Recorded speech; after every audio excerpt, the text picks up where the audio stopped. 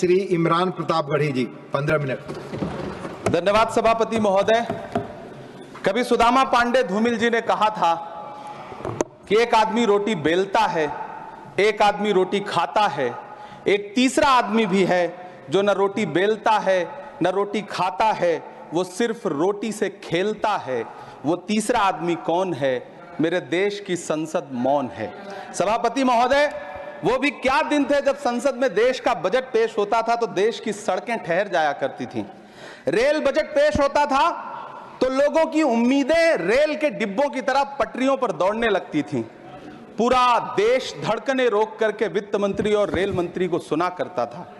अफसोस, अब बजट पेश हो जाता है, मीडिया चैनल सरकार का महिमा मंडन करते हैं और बेचारी जनता बजट के आंकड़ों के शब्द जाल में उलझी हुई महीनों बाद समझ पाती है कि उसका तो फिर से कट गया।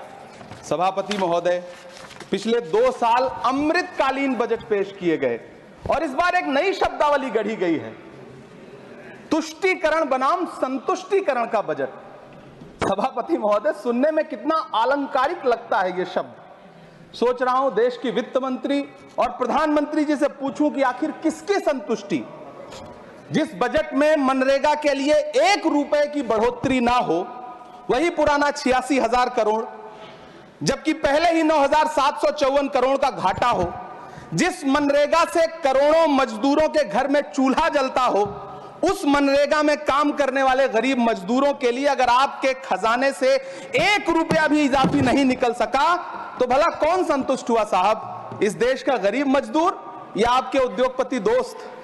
वो जो महाराष्ट्र में लोकसभा और विधानसभा के बीच में 40 लाख मतदाता बढ़ाए गए थे, अरे उन्हीं के लिए मनरेगा का थोड़ा सा बजट बढ़ा देते। क्या उसमें मनरेगा का एक भी मजदूर नहीं था? 40 लाख लोगों में सारे के सारे 12 लाख की छूट वाले से आगे के लोग थे।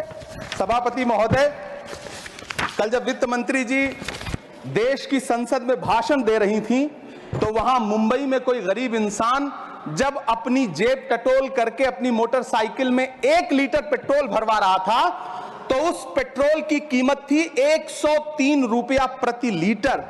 आखिर इतना महंगा पेट्रोल डीजल खरीद के कौन संतुष्ट हो रहा है? इस देश के गरीब लोग या फिर सरकार के चहेते धन्ना सेठ? सभापति महोदय, वित्त मंत्री जी इस बजट को मध्यम वर्ग को संतुष्ट करने वाला बजट बता रही हैं। अरे मैडम, हम आप यहां पर बैठे रहते हैं और वहां बाहर इसी दिल्ली में 1 लीटर दूध, चाहे वो अमूल का हो या फिर मदर डेयरी का हो, उसकी कीमत 73 रुपए लीटर है। इतना महंगा बेच करके कौन संतुष्ट हो रहा है?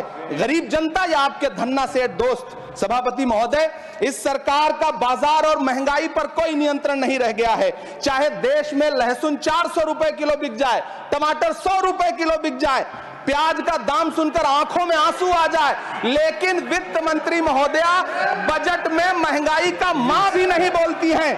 बच्चों की किताब और पेंसिल तक पर टैक्स लगाने वाले सरकार से मैं पूछना चाहता हूं कि आप मध्यम वर्ग का हितैषी बताते हैं खुद को, तो शर्म नहीं आती है? खुद को धार्मिक कहने वाली सरकार भगवान श्री कृष्ण के प्रिय खाद्य पदार्थों दही और मक्खन तक पर जीएसटी लगाती है और बात करती है मध्यम वर्ग की हिमायती होने की।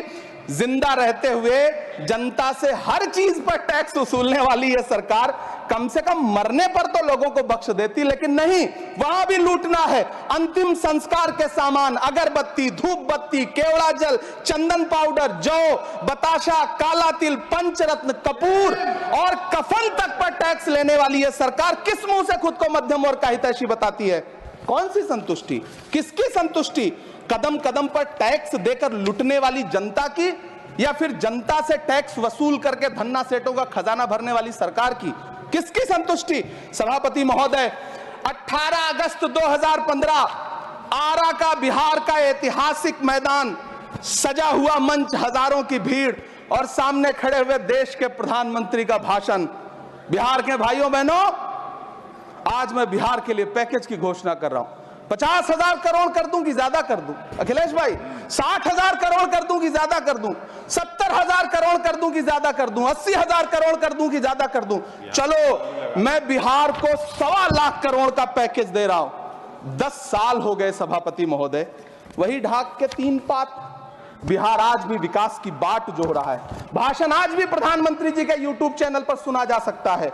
जो झूठ बोल के करता है मुतमईन सबको, वो झूठ बोल के खुद मुतमईन नहीं होता। सभापति महोदय, ये तो राहुल जी का असर है। कौन सा शब्द सर, कौन सा शब्द? झूठ।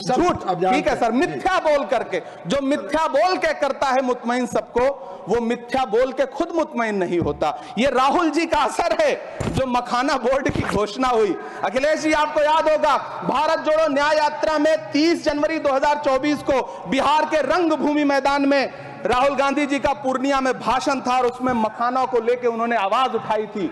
यह उनका असर है कि आपको मखाना बोर्ड बनाना पड़ा, वरना तो आप मैखाना बोर्ड बनाने वाले लोग हैं। सभापति महोदय, बिहार को झूठे पैकेज और चुनावी दिलासे देना बंद करिए।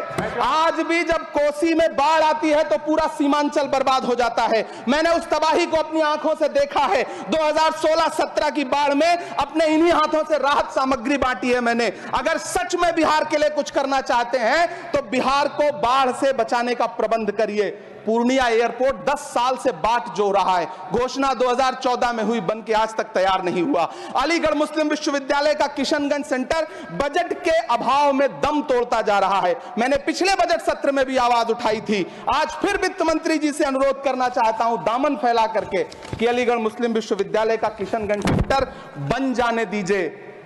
आखिर कौन सी नफरत है? यह मुल्क हमारा भी है। इस मुल्क की मिट्टी में हमारा भी खून पसीना शामिल है। हमसे इतनी भी क्या नफरत? रिश्तों की ये नाजुक डोरें तोड़ी थोड़ी जाती हैं। अपनी आंखें दुखती हो तो फोड़ी थोड़ी जाती हैं। सभापति महोदय, अल्पसंख्यक मंत्रालय का बजट काटकर मौलाना आजाद नेशनल फेलोशिप बंद कर देना, प्री मैट्रिक स्कॉलरशिप बंद कर देना, नई मंजिल योजना बंद करना, धरोहर योजना बंद करना। 2024-25 के बजट में माइनॉरिटी मिनिस्ट्री के लिए 3183 करोड़ रुपए की घोषणा हुई, लेकिन देश को हैरत होगी कि बाद में समीक्षा करके लगभग आधा कर दिया गया, 1868 करोड़ रुपए। मुझे सरकार से पूछना है कि कौन संतुष्ट हुआ? इस देश का अल्पसंख्यक संतुष्ट हुआ या आप संतुष्ट हुए? किसका संतुष्टिकरण? सभापति महोदय, मैं प्रधानमंत्री जी से कहना चाहता हूं कि आप ही ने 1 मार्च 2018 को किंग अब्दुल्ला को, जॉर्डन के किंग अब्दुल्ला को मेहमान बना करके इसी दिल्ली में एक कॉन्फ्रेंस में कहा था कि मैं मुसलमानों के एक हाथ में कंप्यूटर और दूसरे हाथ में कुरान देना चाहता हूं। कंप्यूटर देने की बात तो छोड़िए, पढ़ाई के लिए जो स्कॉलरशिप मिल रही थी उसको भी छीन लिया आपने। किसको संतुष्ट करने के लिए? हम समझते हैं इस साजिश को। आप माइनॉरिटी मिनिस्ट्री का बजट काटते काटते एक दिन मिनिस्ट्री को ही बंद कर देना चाहते हैं। वो जहर देता तो सबकी नजर में आ जाता, सो ये किया कि हमें वक्त पर दवाएं न दी। सभापति महोदय, मैं तो वित्त मंत्री जी से पूछना चाहता हूं आपके माध्यम से कि शायद आपको पता ही नहीं है कि गृहस्थी चलाने वाली एक गृहिणी की मुश्किलें क्या क्या होती हैं। आपने कभी सोचा भी नहीं होगा कि जब वो किचन में सब्जी बनाने के लिए कढ़ाई में तेल डालती है तो उसके साथ उसके आंसू भी गिरते हैं। सभापति महोदय, शायद उन्हें पता भी ना हो कि एक छोटी सी गाड़ी और एक छोटे से फ्लैट का EMI भरने के बाद इस देश का एक गरीब इंसान जब अपने बच्चों की फीस भरने के बारे में सोचता है तो उसे कितनी खुशियों का गला घोंटना पड़ता है। शायद उनको पता भी नहीं है कि फसल बेच करके बिटिया की शादी का सपना सजाने वाला किसान जब अपनी फसल बर्बाद देखता है तो कितनी रातें सो भी नहीं पाता है। सभापति महोदय, शायद वो कभी इस पीड़ा को समझ ही नहीं पाएंगी कि परिवार के किसी एक सदस्य को कैंसर जैसी बीमारी हो जाए तो घर और जमीनें गिरवी रख उठती हैं लेकिन इलाज नहीं हो पाता। सभापति महोदय, इसी देश की संसद में कभी स्वर्गीय सुषमा स्वराज जी ने कहा था कि जब देश की करेंसी गिरती है तब देश की प्रतिष्ठा गिरती है। एक तरफ कोलंबिया जैसा छोटा सा देश और उसके प्रधानमंत्री गुस्तावो पेत्रो खड़े हैं जो कोलंबिया के नागरिकों को हथकड़ी लगाकर लाने वाले जहाज को अमेरिका बैरंग वापस लौटा दे रहे हैं, और दूसरी तरफ हमारे प्रधानमंत्री जी खड़े हैं जो बेड़ी और हथकड़ी लगा करके लाए गए बेटों के अपमान पर एक शब्द नहीं बोल रहे हैं। सभापति महोदय, मैं इतिहास के पन्ने पलट रहा हूं, मुझे 2 किरदार याद आ रहे हैं। एक तरफ निक्सन के 7वें बेड़े की धमकियों के सामने लोहे की तरह अडिग इंदिरा गांधी खड़ी हैं, तो दूसरी तरफ खुद ही नमस्ते ट्रंप का नारा लगाते हुए प्रधानमंत्री जी खड़े हैं। मेरे कानों में सुषमा स्वराज जी की आवाज गूंज रही है। बहुत कम बोलने वाले डॉक्टर मनमोहन सिंह ने बहुत ज्यादा बोलने वाले प्रधानमंत्री जी को जब देश की बागडोर सौंपी थी तो $1.58 का था, आज 85 से 87 के बीच में झूल रहा है। इन दिनों रुपए की अहमियत गिरती है तो न तो देश की प्रतिष्ठा गिरती है, ना प्रधानमंत्री की गरिमा। जिस देश में 80 करोड़ लोगों को 5 किलो राशन के लिए कतारों में लगना पड़ता हो, उस देश में यह सरकार 12 लाख तक के टैक्स न लेने के लिए अपनी पीठ थपथपा रही है। हुकूमत इस कदर आवाम पर एहसान करती है, ये आंखें छीनती है और चश्मे दान करती है। सभापति महोदय, महाराष्ट्र का भिवंडी हो, मालेगांव हो, इचलकरंजी हो, यूपी का बनारस हो, मुआयमा हो, मुबारकपुर हो, रांची का छोटा नागपुर हो, बिहार का भागलपुर हो, हर जगह बुनकरों की उम्मीदें तोड़ रही हैं, लेकिन इस सरकार के पास उनके लिए कुछ भी नहीं है। मुरादाबाद का पीतल उद्योग, कानपुर का चमड़ा उद्योग, सहारनपुर का लकड़ी उद्योग, फिरोजाबाद का चूड़ी उद्योग, अलीगढ़ का ताला उद्योग, सब सरकारी प्लानिंग से तबाह हो रहे हैं। इन तमाम के बीच सरकारी सपोर्ट से बस एक उद्योग फल फूल रहा है, नोएडा का नफरत उद्योग। सभापति महोदय, जिस देश में 40 से 45% मेडिकल फैकल्टी की सीट खाली हो, वहां बजट में 75,000 नए मेडिकल सीट्स का ऐलान हो रहा है। सरकार बहादुर, कम से कम इस देश के पढ़े लिखे युवाओं को तो मूर्ख समझना बंद करिए। वो अब तिजारती पहलू निकाल लेता है। पहले 7500 मेडिकल सीट्स बाद में बनाइएगा, पहले जो एम्स में 2161 पद खाली पड़े हैं उनको तो भर दीजिए। वो अब तिजारती पहलू निकाल लेता है। मैं कुछ कहूं तो तराजू निकाल लेता है। मैं इसलिए भी तेरे फन की कद्र करता हूं तो झूठ बोल के आंसू निकाल लेता है। सभापति महोदय, फिर झूठ आया है, मैं उसे मिथ्या कर दे रहा हूं। शायरी में बार बार आ जाता है, क्या करूं महोदय। काश ये बजट, सभापति महोदय, वो एक शब्द मैं मिथ्या कर दे रहा हूं सर, वो एक शब्द को हटा दीजिए। ध्यान रखें, ऐसे जो भी शब्द होंगे आपके भाषण में सभापति महोदय, काश ये बजट बीपीएससी के पेपर लीक की शिकायत करने वाले नौजवानों पर बरसती हुई पुलिस के लाठियों पे, जख्मों पर मरहम लगा पाता। सभापति महोदय, पिछले 80 दिन से 70 साल का एक बुजुर्ग एमएसपी की लीगल गारंटी मांगता हुआ आमरण अनशन पे बैठा हुआ है। काश ये बजट किसान नेता जगजीत डल्लेवाल की टूटती हुई सांसों की पीड़ा सुन पाता। काश ये बजट प्रतियोगी परीक्षाओं की तैयारी के लिए दिल्ली, कोटा, पटना, अहमदाबाद जैसे शहरों में, इलाहाबाद जैसे शहरों में किताबों के साथ गल रहे युवाओं के सपनों को जिंदगी दे पाता। काश ये बजट वंदे भारत के सुनहरे विजुअल के बजाय देश की गरीब जनता को कुछ और पैसेंजर ट्रेनें दे पाता। काश ये बजट सीनियर सिटीजन को ट्रेन टिकटों में मिलने वाली रियायतें वापस लौटा पाता, जिनको सरकार ने कोविड के नाम पे छीन लिया था। काश ये बजट किसानों की राह में कीले नहीं बल्कि कालीन बिछाने वाला बन पाता। काश ये बजट सरकारी मालिकों को यह समझा पाता कि नेहरू को कोसने से अर्थव्यवस्था नहीं सुधरेगी, उसके लिए डॉक्टर मनमोहन सिंह साहब की अर्थ नीति अपनानी पड़ेगी। पिछले 11 साल से नेहरू जी को कोस रहे हैं, आखिर कब तक कोसिएगा? थोड़ा पंडित नेहरू जी के बारे में पढ़िए, तब पता चले कि पंडित नेहरू की शख्सियत का नाम है। दुनिया का पहला ऐसा राजनेता जिसने अपनी जिंदगी की आजादी के लिए, देश की आजादी के लिए 3259 दिन अंग्रेजों की जेल में बिताए।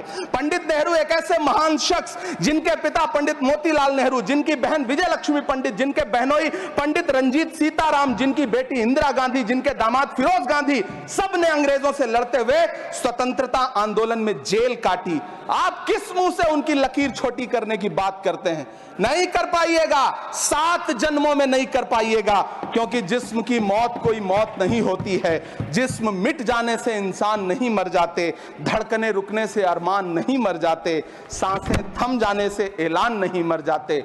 जिस्म की मौत कोई मौत नहीं होती है। सभापति महोदय, मैं आपके सामने खड़ा होकर के एक बहुत छोटी सी कहानी सुनाना चाहता हूं कि महान बादशाह सिकंदर ने जब यूनान फतेह किया तो जीत का जश्न मनाने के लिए शहर की सड़कों पर निकला, तो उसने देखा कि पूरा शहर तो जश्न मना रहा है, एक फकीर सड़क के किनारे चादर तान के सो रहा है। सिकंदर को गुस्सा आया, घोड़े से उतरा, उस फकीर के पास गया और उसे सोता देख करके उसे जोर की एक लात मारी और लात मार के कहा कि क्यों रे फकीर, मैंने यूनान फतेह कर लिया, लोग जश्न मना रहे हैं और तू सो रहा है?